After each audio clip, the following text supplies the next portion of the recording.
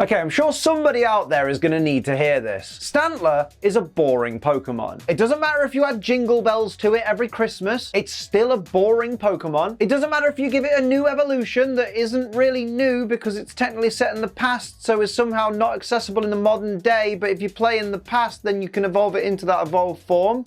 It's still boring, and as a result, because this episode revolves around Stantler, this episode is also boring.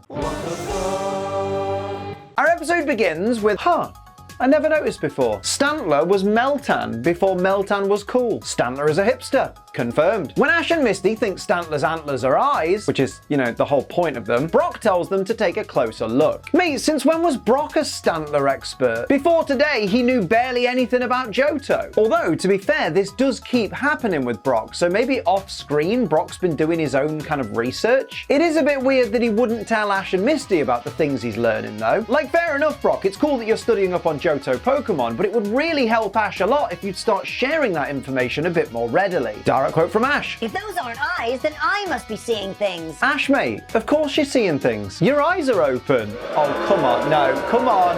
I had to say it. It was right there. You can't blame me for that one. Brock says to avoid startling a Stantler, you have to behave like one. And proceeds to behave like a meow. I guess all that off-camera studying isn't going so well after all. Maybe you should give your books another quick read-through, Brock. After Brock lures the Stantler, who appears to be injured, over with some Pokemon food, Stantler starts releasing its intoxicating scent. And Brock then begins licking the Stantler. Christ, this has taken an unexpected turn. Should we give these two some privacy or book them a taxi? What do we do here? After the gang are then chased by what appears to be a herd of stampeding Stantler who just suddenly disappear. More on that later, I guess. An Officer Jenny appears from the bushes asking what's going on. Wait, what was she doing in the bushes? Like, wouldn't she just be using the path like everybody else? Oh.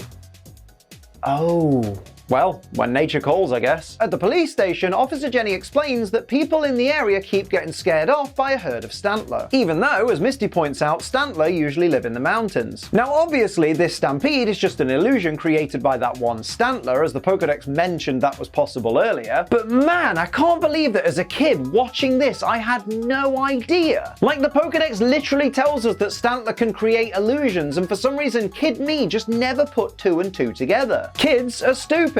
Pass it on. Suddenly, Team Rocket turn up thinking they're being chased by the Stantler herd. Bearing in mind, they've run up to an Officer Jenny, wearing their Team Rocket uniforms, and Jenny doesn't even bat an eyelid. Jenny, mate, they're wearing Team Rocket uniforms. You know, known criminal organization, Team Rocket. How are you not arresting them right now? Or at least questioning them? The Stantler herd reappears once again, and Brock notices that some of them appear to be passing through a lamppost, and he then sees some of them clipping through walls. Mate, I don't know why he's surprised. Aren't these just normal graphics for a Pokemon game? Remember, the hashtag you need is BBND, which is bring back these nuts. As Brock assesses the situation, Ash and Misty take cover inside a giant hot dog bun. Seriously, now that I've seen it, I can't unsee it. Now, why not help me unsee an unclicked like button by giving the like button a little click, sharing the video on social media, and of course, leaving a lovely comment down below. And if you can't think of a lovely comment, leave something generic, like, man, this Stantler episode is really boring. Just like Stantler. Or just comment the name of the secret Pokemon I've hidden somewhere in the video. And if you're new to the channel, hit the subscribe button, set notifications to always on so you never miss an episode of Pokemon WTF Moments or anything on my channel. Thank you as always for getting us to 1.75 million subscribers. I know it doesn't look like that right now, but if you subscribe today, maybe YouTube will add that extra bastard 0. And of course, don't forget to come and hang out in my live streams over on Twitch or you'll miss out on stuff like this. This could work. I fight for peace. Oh, yes! Oh, yes! 2 ashes. She is done! Okay, a couple of things. One, if this herd is just an illusion, then why does Brock react like he actually felt the impact of that Stantler hitting him? Like, surely these illusions are just visuals, so he wouldn't have felt anything. And two, why didn't he just tell Ash and Misty what he was thinking? Like, think how traumatic this must have been for Ash and Misty. Like, from their point of view, Brock just suddenly went crazy and stood in the path of a raging stampede, which is basically like standing in the middle of a busy motorway. So for all Ash and Misty knew, they were about to bear witness to Brock's grisly death. You know, as his broken and battered body is trampled by hundreds and hundreds of hooves. Would it have been that hard for him to turn to Ash and Misty and just say, "Trust me, I think this is just one of Stantler's illusions"? Instead, he figured it was easier just to let his friends panic unnecessarily. Brock, mate, that's not very protagonisty. As annoying as Stantler's weird shrieky cry is, which really does sound fucking horrible, I'm still glad they tried to go with a more realistic animal type cry for it. Like, could you imagine how jarring it'd be if Brock ran over to Stantler like, "It's okay, you were scared, weren't you?" and it just replied, "Stantler! Stantler!" Nostrilless Totodile is a cursed image. Nostrilless Totodile watches you sleep and judges you. Wait, where have I seen this before?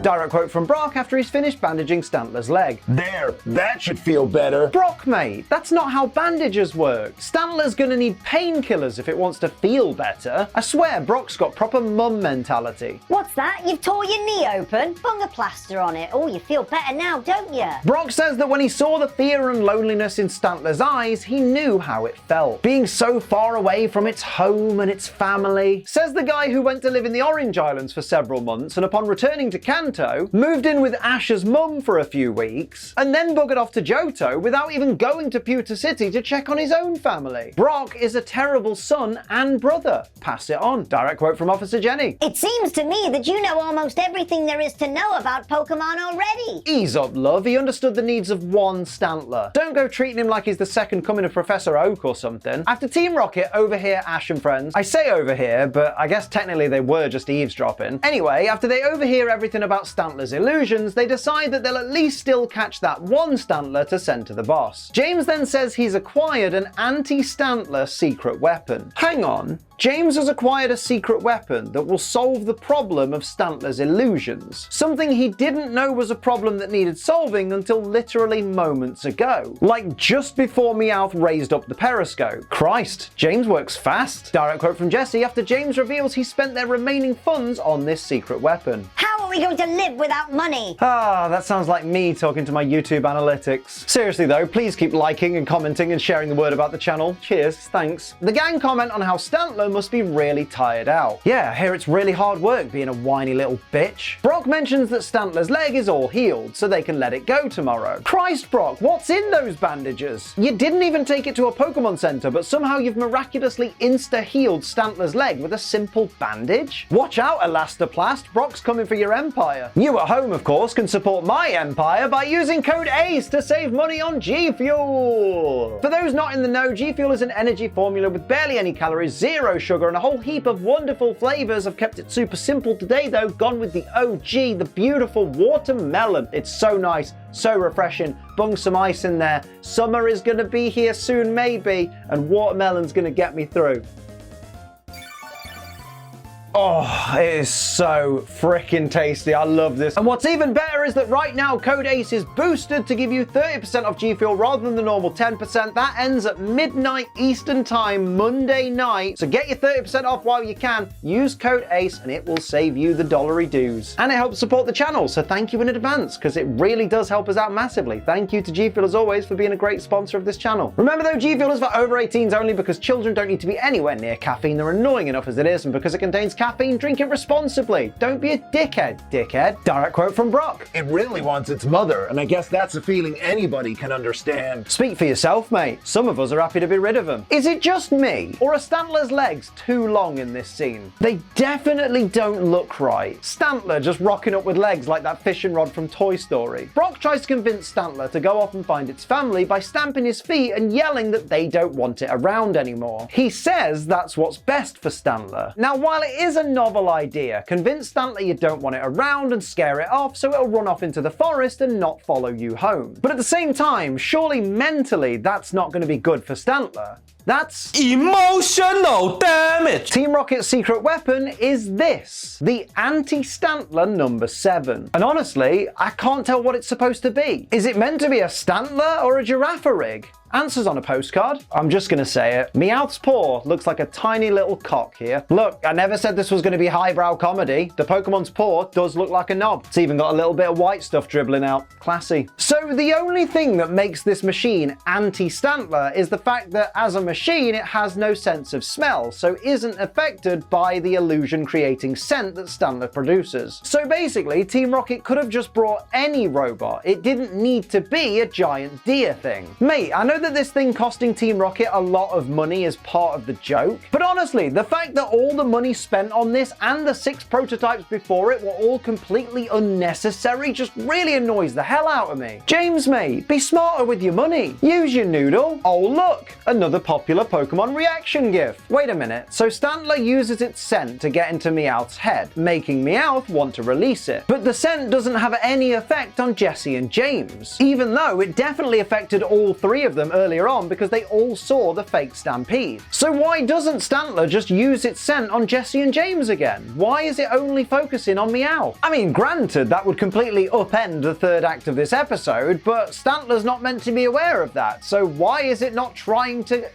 find a way to escape? Direct quote from James. We can't show mercy, Meowth. We're the villains. Ah, good old Team Rocket and their 4th wall breaks. They're the Deadpool of the Pokemon world, I guess. When Brock shows up to rescue Stantler, James pushes a button, which has a skull and crossbones on it, I might add, and this commands the Super Stantler, as James calls it, even though it doesn't really look like a Stantler. I mean, it doesn't even have antlers, for one thing. Anyway, the button commands the Super Stantler to fire a bunch of what effectively look like spears from its mouth into Brock's path. And when I say a bunch, I actually mean dozens. Like in this shot alone, there's about 20 of them, and I think they're meant to just be metal rods or something to act like kind of a cage or a fence. But mate, if James would have misjudged Brock's speed by just a couple of milliseconds, he would have had himself a Brock shish kebab. Now, what you've done there, James, is attempted murder. Of a child, no less. Brock then sends out Onyx and gets it to use Tackle and then Bind on the Super Stantler, which for some reason causes the Super Stantler to explode. Now, I'm not the smartest bloke around, and I don't really know much about robotics, but surely squeezing a robot doesn't make it blow up. Like, that just seems like something that's just not meant to happen, which is good news for James if this thing came with a warranty, because that's an instant refund right there. As Team Rocket make their escape, Ash gets Pikachu to use Thunderbolt on Team Rocket's balloon, but it's just too far away. Now, you know exactly what I'm gonna say, don't you? If you've been watching this series long enough, you'll know about one of my pet peeves about this very kind of situation. Ash, mate, you have a Charizard. It's got fucking wings and everything. Maybe you should send that after Team Rocket's balloon. Doesn't that sound like a good idea? Suddenly, from out of nowhere, another Stantler turns up, runs full pelt to the edge of a cliff, jumps off it and through Team Rocket's balloon, bursting it in the process. Alright, firstly, since when could Stantler fly? And secondly, how has this one wild Stantler made all the Pokemon owned by Ash, Misty and Brock look like complete numpties? You're trying to tell me none of their other Pokemon could have helped save Stantler without this other Stantler's help? These guys are meant to be the heroes, and they've been shown up by basically a sentient reindeer. That's embarrassing, mate. Ash sends out Bulbasaur, who catches the net the Stantler's in with its Vine Whip and manages to slow Stantler's descent. But right after, the net breaks. Jesus Christ, Bulbasaur, you had one job. Direct quote from Brock. I'm coming!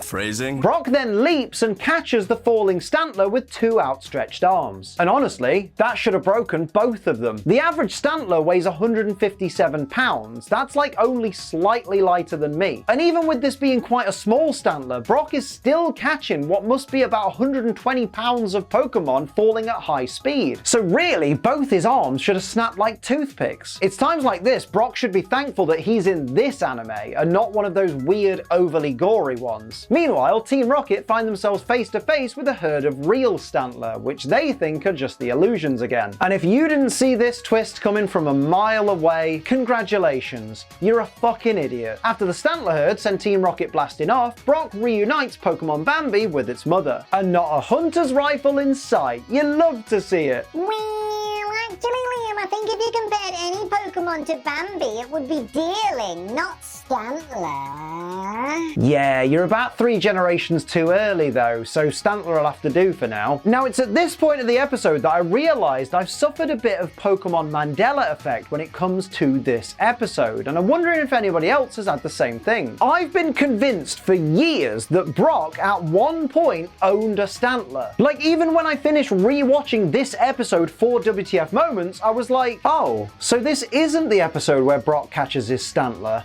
Huh. That must come later then. But no, it doesn't. Brock has never owned a Stantler. I even had to go online and check the Pokemon that Brock had owned for his entire time in the anime just to make sure. Isn't it weird how you can remember things so vividly that just never happened at all? Next thing you know, I'll be thinking there was a Pokemon game in the past where you could catch every single Pokemon. So those are my WTF Moments of Pokemon Season 3, Episode 9, The Little Bighorn. Let me know your favorites and any that I missed down in the comments below. Don't forget to like, share, and subscribe. Head to twitch.tv/AceTrainLiam 5 nights a week for all of my live streams. I'd love to see you there. And use code ACE this weekend for 30% off your GFuel order. But until next time, I'm Ace Trainer Liam. Keep on training.